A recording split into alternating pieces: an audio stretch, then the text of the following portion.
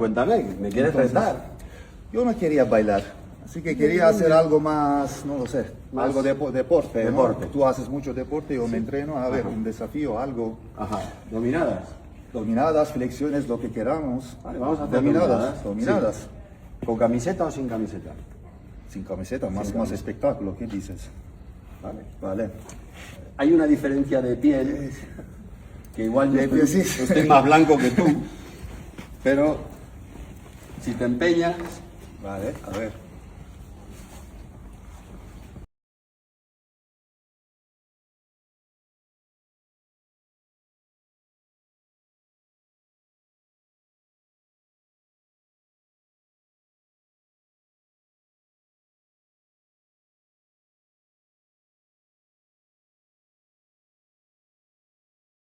Herkese merhaba arkadaşlar, kanalıma hoş geldiniz. Yepyeni bir video ile karşınızdayım. Arkadaşlar, bugünkü videomuzda başarılı ve karizmatik oyuncumuz Can Yaman'dan yepyeni görüntüler geldi. Can Yaman'ın basın toplantısından olan muhteşem görüntülerini sizler için YouTube kanalımda video halinde sunuyorum. Umarım beğenirsiniz. Arkadaşlar, videomu beğendiyseniz kanalımı izlemeyi ve bildirimleri açık tutmayı unutmayın. Hoşça kalın.